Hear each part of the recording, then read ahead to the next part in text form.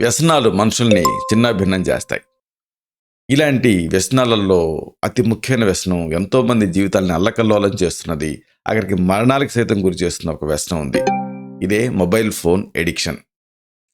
ఈ mobile phone addiction తాలూకు గణాంకాలు ఏమిటి, అలాగే దీనివల్ల నష్టాలు ఏమిటి, అసలు ఈ ఫోన్ ఎడిక్షన్ నుంచి బయటపడాలంటే ఏం చేయాలి, మీ పిల్లల్ని బయటపడేలా చేయాలంటే ఏం చేయాలి, ఈ మొత్తం సమాచారాన్ని ఈ వీడియోలో మనం తెలుసుకుందాం.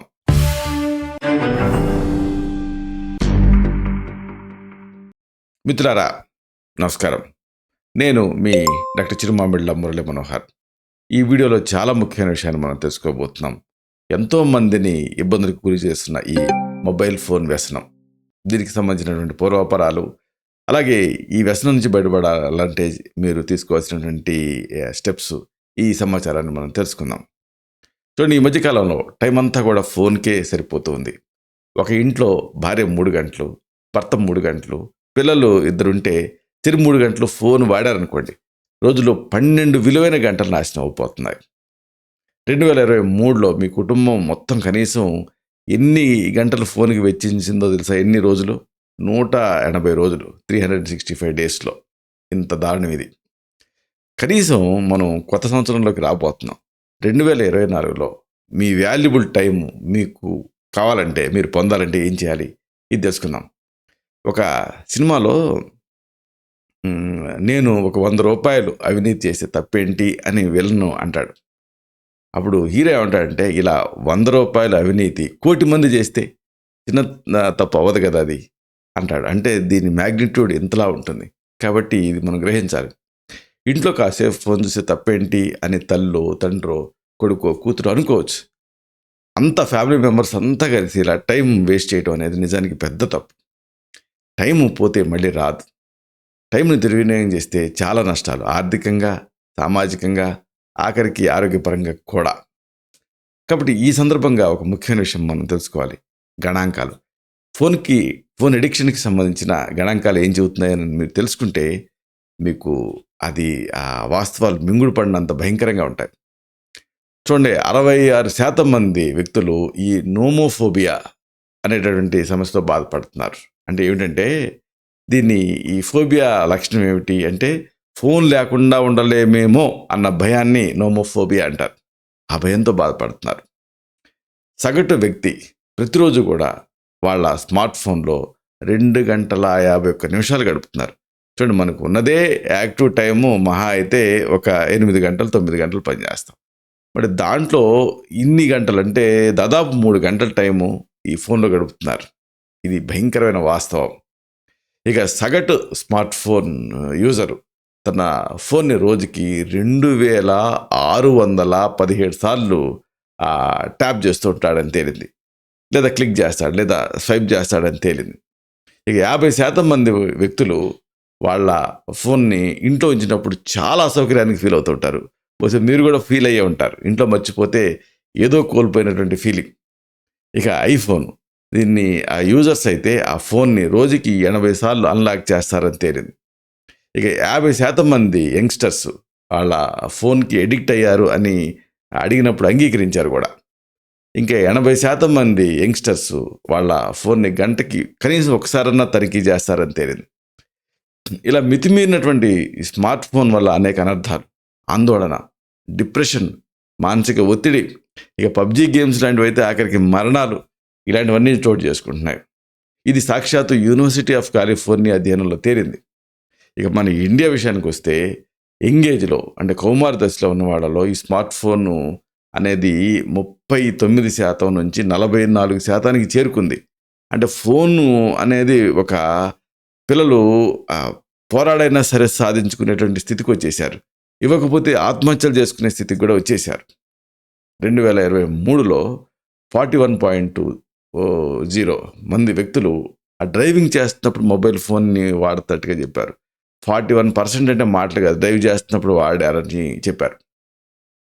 ఇంకొక భయంకరమైన విషయం ఏంటంటే, మామూలుగా ఈ వేగాన్ని ఆధారయ్యేదని ఆయుర్వేదం చెప్తుంటే వేగాలను ఆపుకోకూడదు. కానీ ఈ మధ్యకాలంలో యంగ్స్టర్స్లో కూడా ఈ కాన్స్టిపేషన్ రావడానికి కారణం ఏంటో తెలుసా? 72.3% పీపుల్ టాయిలెట్ సీట్లో ఉన్నప్పుడు ఆ ఫోన్ వాడుతున్నారు. ఇక ఫోకస్ ఫోన్ మీద ఉంటే బౌల్స్ ఎలాగ వదులుతాయి? ఇంత భయంకరమైనటువంటి ఈ స్టాటిస్టిక్స్ ఇవి. ఈ మధ్య కాలంలో స్కూల్లో పిల్లలు కూడా సరిగ్గా ఎగ్జామ్స్ రాయడం లేదని టీచర్లు మొత్తుకుంటున్నారు. ఇది కూడా ఒక ముఖ్యమైన విషయమే. దీనికి కారణం ఏంటంటే పిల్లలు ఎగ్జామ్ చదవటానికి కూర్చున్నప్పుడు ఆ ఫోన్లు చూస్తూ ఉంటారని తేలింది. కరోనా వల్ల జరిగిన చాలా నష్టాలలో పిల్లలకి ఫోన్లు అలవాటు కావటం అనేది ఒకటి. వాళ్ళు ఈ ఫోన్కి ఎడిక్ట్ కావటం వల్ల వాళ్ళ భవిష్యత్తే ఇక ప్రశ్నార్థకం అయిపోతూ ఉంది. పిల్లల్ని ఫోన్ చూడొద్దు అని చెప్పే నైతిక హక్కు నిజానికి తల్లిదండ్రులకి ఎప్పుడు వస్తుంది అంటే తల్లిదండ్రులు ఫోన్ని చూడనప్పుడు. ఇది ముఖ్యం. కానీ తల్లిదండ్రులు పిల్లల కంటే ఎక్కువగా ఫోన్లకు అలవాటు పడిపోతున్నారు. మానసిక, శారీరక, కుటుంబక, ఆఖరికి ఆర్థిక ఈ అనుబంధాలు ఇవన్నీ కూడా ఈ ఫోన్ వల్ల వృధా అవుతున్నాయి. చావు దెబ్బతీస్తున్నాయి ఇవన్నీ కూడా. అసలు ఫోన్ ఎందుకు అంటే కాల్ మాట్లాడేందుకే కదా. కాబట్టి ఒక ల్యాండ్ లైన్ పెట్టుకుంటే సరిపోతుంది. లేదు ఒక చిన్న బేసిక్ ఫోన్ పెట్టుకుంటే సరిపోతుంది. ఏ మనిషికైనా రోజులో 5-6 కాల్స్ మాట్లాడేటువంటి అవసరం ఉంటుంది మహా అయితే. ఇక ఉద్యోగాల్లో వ్యక్తిగతమైన కాల్స్ ఆఫీస్ టైం కిందకే వస్తాయి. కానీ ప్రైవేట్ టైంలో ఫోన్లు అవసరమైనవి మాత్రమే తీసుకుంటే మనం మ్యాక్సిమం ఒక 5-6 కాల్స్కి మించి ఉండవు. మీరు గమనించే ఉంటారు. మరి ఈ రోజులలో మనం చూస్తే ఫోన్లని మితిమీరి వాడుతున్నారు. అంటే అసలు ఫోన్ ఎందుకు వాడుతున్నారు అని మనం గమనించినప్పుడు ఒకటి వాట్సాప్, అలాగే యూట్యూబ్, ఇంకా రీల్స్, ఫేస్బుక్, ఓటీటీ యాప్స్, ఇంకా ఎక్స్ అంటే ట్విట్టర్ అంటున్నారే ఈ మధ్య ఎక్స్ అని పేరు పెట్టారు దీనికి, అలాగే ఇన్స్టా. ఇప్పుడు ఇలాగా అంటే 2023లో వీటి ద్వారా నిజంగా మనం పొందినటువంటి జ్ఞానం ఎంత ఆలోచించండి, అలాగే ప్రయోజనం ఎంత ఆలోచించండి, అన్నిటికీ మించి వీటి వల్ల లాభం ఎంత జరిగింది ఆలోచించండి. వీటిని చూడటం వల్ల ఆర్థికంగా ఏమైనా ఉపయోగం జరిగిందా, మనకి ఆరోగ్యపరంగా ఏమైనా ఉపయోగం జరిగిందా? ఆరోగ్యపరమైనటువంటి వీడియోలు అంతా కూడా అన్క్వాలిఫైడ్ వాళ్ళు చెప్తా ఉన్నారు. దాంతో నష్టాలే తప్ప లాభాలుగా మనకి ఉండటం లేదు. అంటే రకరకాల క్లెయిమ్స్ చేస్తూ ఉంటారు. ఒక్క రోజులో మీకు కీళ్ళ నొప్పి తగ్గిపోతుంది, ఒక్క నిమిషంలో మీకు తలనొప్పి మాయమైపోతుంది. ఇలాంటి హెడ్డింగ్స్ చూసి పెట్టి తప్పుదోవ పట్టేస్తున్నారు. కాబట్టి పోనీ ఇలాంటివి చూడటం వల్ల ఉద్యోగాలు వచ్చాయా, ప్రమోషన్లు వచ్చాయా, పిల్లలకి ర్యాంకులు ఏమైనా వచ్చాయా, కెరీరు, విద్య కోసం సోషల్ మీడియాని వాడుతుంటే అది వేరే విషయం. కాకుండా ఊరికే కాలక్షేపం కోసం ఈ ఫోన్ని స్క్రోల్ చేస్తూ రోజులు దొడ్డించేస్తున్నారు చాలామంది. ఇక హెడ్డింగ్స్ చెప్పుకున్నాం కదా, ఇలా చేస్తే మీకు రాత్రంతా కూడా జాగరణే, లేకపోతే షూటింగ్ మధ్యలో హీరోయిన్ తోటి ఏమన్నాడో తెలిస్తే షాక్ అవుతారు. అలాగే మీ హోమ్ టూర్కి మీరు రెడీ అవుతున్నారా, ఇలాంటి హెడ్డింగ్లు, పిచ్చి వీడియోలు, పిచ్చి డ్యాన్సులు ఇవి చూస్తూ అలాగ టైం గడిపేస్తూ ఉన్నారు. చాలా టైం వృధా అయిపోతూ ఉంది. క్రైమ్, సస్పెన్స్, హారర్, ఈ వెబ్ సిరీస్ అయితే ఇక బింజ్ వాచింగ్ అంటారు, బింజ్ ఈటింగ్ లాగా ఇలా గడిపేస్తూనే ఉన్నారు. సిరీస్ ఒకదాని తర్వాత ఒకటి. ఇక గేమ్స్ వీటిలో కూరుకుపోతే, ఆ ఫోన్లో బెట్టింగ్కి అలవాటు పడితే, ఆన్లైన్ ట్రేడింగ్కి అలవాటు అయితే, పోర్న్ వీడియోస్కి అలవాటు అయిపోతే, రియల్ లైఫ్లో నుంచి ఫ్యాక్టిషియస్ లైఫ్లోకి వెళ్ళిపోతున్నారు. ఆఖరికి ఆత్మహత్యలు చేసుకుంటున్నారు వీటన్నిటి వల్ల. కాబట్టి వీటన్నిటిని గుర్తుంచుకోవాలి. చూడండి, పుస్తకం మీరు చదివారనుకోండి, మనం ఎంచుకొని చదువుతాం. కానీ ఫోన్ ఏమిటి, అదేం చూపిస్తే అది చూస్తారు. అంటే చూపించేటట్టుగా అది నిజానికి డిమాండ్ ఆన్ వీడియోలు అవి, కాకపోతే అటెంప్ట్ చేస్తూ ఉంటుంది, దీంతో చూసేస్తూ ఉంటారు. ఇలా కుటుంబం మొత్తం కూడా కలిసి ఏదైనా రెస్టారెంట్కి వెళ్తే కుటుంబ సభ్యులు 4 ఫోన్లు చూసుకుంటూ కూర్చుంటున్నారు ఈ మధ్య. కాబట్టి అది దీంతో కమ్యూనికేషన్ దెబ్బతింటుంది. అంటే ప్రతి ఒక్కళ్ళు కూడా సంబంధం లేని కంటెంట్ తోటి కమ్యూనికేషన్స్లో కూరుకుపోతున్నారు. అంటే కుటుంబానికి ఇవ్వాల్సిన టైం ఇవ్వట్లేదు, ఎక్సర్సైజ్కి ఇవ్వాల్సిన టైం ఇవ్వట్లేదు, అక్కడికి స్నేహితులతో మాట్లాడటానికి ఇవ్వాల్సిన టైం ఇవ్వట్లేదు, ఇంకా డాక్యుమెంట్స్ వెరిఫై చేసుకోవట్లేదు, బ్యాంకు లావాదేవీలు ఎన్నో ఉంటాయి, పాలసీలు ఉంటూ ఉంటాయి, వీటిని సరి చేసుకోవాల్సిన సమయం ఉంటుంది, ఆఖరికి సంపాదన మెరుగుపరుచుకోవాల్సినటువంటి సమయం ఉంటుంది, ఆఖరికి డబ్బు ఆదా చేయడం కోసం స్పెండ్ చేయాల్సిన టైం ఉంటుంది, పిల్లల్ని చదివించాల్సిన టైం ఉంటుంది. ఎంతమంది పిల్లలతో పాటు కూర్చొని పిల్లల్ని చదువుకునేటప్పుడు కూర్చుంటున్నారు. అంటే భార్యాభర్తలు కలిసి మాట్లాడుకోవాల్సిన టైం మొత్తం కూడా ఈ ఫోన్ వల్ల, సోషల్ మీడియా వల్ల దారుణంగా వృధా అయింది. కనీసం 2024లో మనం దీన్ని సేవ్ చేసుకోవాలి. అయితే మరి ఈ ఫోన్ ఎడిక్షన్ నుంచి మనం బయటపడాలంటే ఏం చేయాలి అంటే, ఫోన్ ఎడిక్ట్ అయ్యారు సరే, ఈ శతాబ్దంలో నెంబర్ 1 ఎడిక్షన్ ఫోన్ ఎడిక్షన్ అని చెప్పొచ్చు. మరి ఇలాంటప్పుడు దీని నుంచి బయటపడాలంటే ఏం చేయాలి? మొట్టమొదటి ఏం చేయాలంటే మీరు ఐడెంటిఫై చేయండి. అంటే సమస్యను గుర్తించండి. అంటే మీకు ఫోన్ వ్యసనం ఉంది అని ఫస్ట్ ఆఫ్ ఆల్ మీరు అంగీకరించాలి. ఎప్పుడైతే మీకు అవగాహన అనేది వస్తుందో అది మార్పుకి మొదటి మెట్టు. అంటే ఫస్ట్ రియలైజ్ అవ్వాలి మీరు. ఇంకేంటంటే లక్ష్యాలు. అంటే స్పెసిఫిక్‌గా ఆ లక్ష్యాలను మీరు సెట్ చేసుకోవాలి గోల్స్‌ని. అంటే మీ ఫోన్ వినియోగాన్ని తగ్గించుకోవాలంటే స్పష్టంగా, అలాగే మీరు రీచ్ అయ్యేటటువంటి లక్ష్యాలను మీరు పెట్టుకోవాలి. ఉదాహరణకు ఇంత టైమే చూడాలి అని చిన్న టైం పెట్టుకొని ఆ టైంలో కనీసం డీ అడిక్షన్ లాగా ఉండాలి. అంటే ఈ ప్రాసెస్‌ని మీరు నిర్వహించగలిగేటట్టు చిన్న చిన్న రియలిస్టిక్ గోల్స్ పెట్టుకోవాలి. ఇంకో ముఖ్యమైన విషయం ఏంటంటే ముళ్ళుని ముళ్ళుతోనే తీయాలంటారే అలాగా ఈ ఫోన్ ఎంతసేపు వాడుతున్నారు అనే చూడటానికి యాప్లు ఉన్నాయి. వీటిని వాడొచ్చు. అంటే మీ వినియోగాన్ని ట్రాక్ చేసేటటువంటి యాప్లని మీరు డౌన్లోడ్ చేసుకోవచ్చు. అప్పుడు మీరు ఎంతసేపు ఈ ఫోన్ని వాడారు అనేది టక్కుమని మీకు నోటిఫికేషన్ లాగా వస్తుంది. అప్పుడు అట్లీస్ట్ మీకు మైండ్ఫుల్నెస్ ఉంటుంది. అంటే అరే ఇంతసేపు వాడాను అన్న సంగతి మీకు తెలుస్తుంది. ఇలాగ అవగాహన ఉంటే అప్పుడు ఎలా తగ్గించాలో మీకు తెలుస్తుంది. అన్నిటికీ మించి ఇంకొకటి ఏంటంటే ఆ ఫోన్ రహితమైనటువంటి ఆ జోన్స్ని క్రియేట్ చేసుకోండి. ఇప్పుడు దేవాలయాలు ఉంటాయి, గర్భగుడిలో మనం ఫోన్ మాట్లాడాం కదా, అలాగే లైబ్రరీ, ఇలాగా ఎట్లయితే ఒక జోన్స్ ఉంటాయో నో టాకింగ్ జోన్స్ లాగా, అలాగే ఫోన్ రహిత జోన్స్ని మీకు మీరే ఏర్పాటు చేసుకోండి. అంటే అలాంటి వాటికి మీరు కట్టుబడి ఉండండి. ఉదాహరణకు భోజనం చేసే టైంలో ఎట్టి పరిస్థితుల్లోనూ ఫోన్ చూడకూడదు, పడక గదిలో ఫోన్ చూడకూడదు. అలాగే ఎవరన్నా ఇళ్ళకి వచ్చినప్పుడు బంధువులు పిల్లలు ఎవరన్నా వచ్చినప్పుడు అప్పుడు ఫోన్ చూడకూడదు. అలాగే ఒక రెస్ట్రిక్షన్స్ పెట్టుకోండి.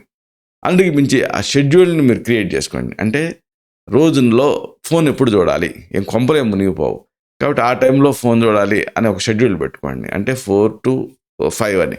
ఒకవేళ ఫోన్ కాల్ మీకు వచ్చినా మెసేజ్ ఆటోమేటిక్గా వెళ్ళిపోయేటట్టు సెట్ చేసుకోండి. అంటే ఆ ఫోన్ని ఆ టైంలోనే తీస్తాను అని. మీకు చేసేవాళ్ళు కూడా ఆ టైంలోనే చేస్తారు. ఇలాగ మీ షెడ్యూల్ మీరు కట్టుబడి ఉంటే అప్పుడు వినియోగాన్ని క్రమంగా తగ్గించవచ్చు. అన్నిటికీ మించి ప్రత్యామ్నాయ కార్యకలాపాలని మీరు ఐడెంటిఫై చేయండి. అంటే ఫోన్తో సంబంధం లేని ఎన్నో అద్భుతమైన కార్యకలాపాలు ఉంటాయి. పుస్తకం చదవచ్చు, నడక, అలాగే మీ హాబీస్ ఎన్నో ఉంటాయి. పెట్ డాగ్ని వాకింగ్ తీసుకెళ్ళచ్చు. అది చేసేటటువంటి ఆ చిలిపి చేష్టలు మీరు గమనిస్తూ ఉండొచ్చు. ఇలాగే ఈ ఆల్టర్నేటివ్స్ని మీరు ఎంచుకోండి. అందుకే మించి నోటిఫికేషన్స్ పెద్ద ప్రాబ్లం. వీటిని ఆఫ్ చేయండి. అంటే ఆ ఫోన్ని తనిఖీ చేయాలన్న నిరంతర కోరిక ఈ నోటిఫికేషన్స్ వల్ల ఉంటుంది కాబట్టి వాటిని ముందు ఆఫ్ చేయండి. అంటే మీ ఈ యాప్ తోటి, పరికరంతో ఎప్పుడు ఎలా ఎంగేజ్ అవ్వాలని దానిపైన మీరు కంట్రోల్ పెట్టుకోవాలి. ఇంకోటి ఏంటంటే ఇంకొక ఆసక్తికరమైన విషయం గ్రే స్కేల్ మోడ్ అని ఫోన్లో ఉంటుంది. మీరు దీని గురించి చూడండి. అంటే కొన్ని స్టడీస్లో ఏం తేలిందంటే ఫోన్ అన్అట్రాక్టివ్గా ఉందనుకోండి, గ్రే స్కేల్ మోడ్ అంటే ఏంటంటే బ్లాక్ అండ్ వైట్, అప్పుడు మీకు అంత అట్రాక్టివ్గా ఉండదు కాబట్టి దాన్ని చూడాలని అనిపించదు. కాబట్టి మీ ఫోన్ని ఈ మోడ్లో సెట్ చేయండి, ఈ ఫీచర్ని ఎనేబుల్ చేయండి. ఇక అన్నిటికీ మించి ఛార్జింగ్. కొంతమంది బెడ్ పక్కనే ఛార్జర్లు పెట్టుకుంటున్నారు, ఎంత మాత్రం మంచిది కాదు. బెడ్రూమ్ బయట ఛార్జింగ్ స్టేషన్ ఏర్పాటు చేసుకోండి. ఈ అర్ధరాత్రి స్క్రోలింగ్ చేయటం, ఉదయాన్నే ఆ ఫోన్ని వినియోగించడం, ఇలాంటివి బెడ్రూమ్ బయటనే మీరు చేయగలుగుతారు. ఎందుకు అంటే ఈ ఫోన్ ఛార్జింగ్ అనేది బయట ఉందనుకోండి, మీరు బెడ్రూమ్ నుంచి బయటకు వచ్చినప్పుడు అప్పుడు చూస్తారు. అంతేగాని బెడ్ పక్కనే ఉంటే ఒక్కసారి ఆ ఫోన్ ఓపెన్ చేస్తే అర్ధరాత్రి నిద్రపట్టక 2-3 గంటలకి అలా చూస్తూనే ఉన్న వాళ్ళు ఉన్నారు. కాబట్టి ఇది కూడా పెట్టుకోండి. ఛార్జింగ్ బయట పెట్టండి, బెడ్రూమ్ బయట. ఇంకోటి మైండ్ఫుల్నెస్, దీన్ని ప్రాక్టీస్ చేయండి. అంటే ఏంటంటే మైండ్ఫుల్నెస్ తోటి ఉండాలి. పరధ్యానంగా ఫోన్ చూడకూడదు. అంటే నిర్దిష్టంగా ఇది చూడాలనుకొని చూడాలి.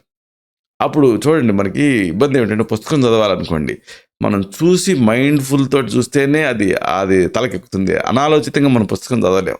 కానీ ఫోన్ అలా కాదు, అనాలోచితంగా కూడా చూడవచ్చు. ఎందుకంటే దానికి భాష, దాని వాయిస్ వెళ్తూ ఉంటుంది, మ్యూజిక్ వెళ్తూ ఉంటుంది, ఏం చూసామో గుర్తుండదు, అనాలోచితంగా చూస్తూ ఉంటాం. కాబట్టి మైండ్ఫుల్గా చూడటం, మైండ్ఫుల్గా ఉండటం అనేది మీరు ప్రాక్టీస్ చేయండి. అందుకే మించి ఒకవేళ మీకు అవసరం అనుకుంటే మీ ఫ్రెండ్స్ వీళ్ళ హెల్ప్ కూడా తీసుకోవచ్చు. అన్నిటికీ మించి ఇంకా అవసరం అనుకుంటే వైద్యపరంగా కూడా దీని నుంచి బయటపడేటువంటి పద్ధతులు ఉన్నాయి. ఉదాహరణకు ఆయుర్వేదంలో అయితే ధ్యానం, అలాగే పంచకర్మలు, ధారా చికిత్స, ఇంకా కొన్ని మూలికలు, ఉదాహరణకు అశ్వగంధ అడాప్టోజన్గా పనిచేస్తాయి. అంటే కొత్త వాతావరణానికి మీ మనసుని, శరీరాన్ని అలవాటు అయ్యేలా చేస్తాయి. ఇలాంటి వాటి హెల్ప్ మీరు తీసుకోవచ్చు. ఇలాగా ఈ ఫోన్ అడిక్షన్ ముందు ఇంకా తీవ్ర స్థాయిలో ఉండబోతుంది. ఎన్నో జీవితాలు చిన్నాభిన్నం అవ్వబోతున్నాయి కాబట్టి ఈ ఫోన్ ఎడిక్షన్ తోటి మీరు జాగ్రత్తగా ఉండాలి. ఇలాంటి మరిన్ని ఇన్ఫర్మేటివ్ వీడియోస్ కోసం ఛానల్ సబ్స్క్రైబ్ చేసుకోండి. అలాగే ఈ వీడియోలు అప్లోడ్ అవడంతోనే ఆ విషయం మీకు తెలియడం కోసం బెల్ బటన్ని క్లిక్ చేయండి. అన్నిటికంటే ముఖ్యంగా ఇలాంటి అద్భుతమైన చక్కని విషయాలు 10 మందికి ఉపయోగపడటం కోసం ఈ వీడియో ద్వారా లింక్ని మీ సర్కిల్స్తో షేర్ చేసుకోండి. శతం జీవ శరదో వర్ధమాన శతం హేమంతాన్ శతం వసంతాన్.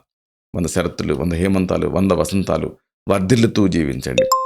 Stay healthy, stay happy, be positive, keep smiling, stay safe. Love you all. శుభం.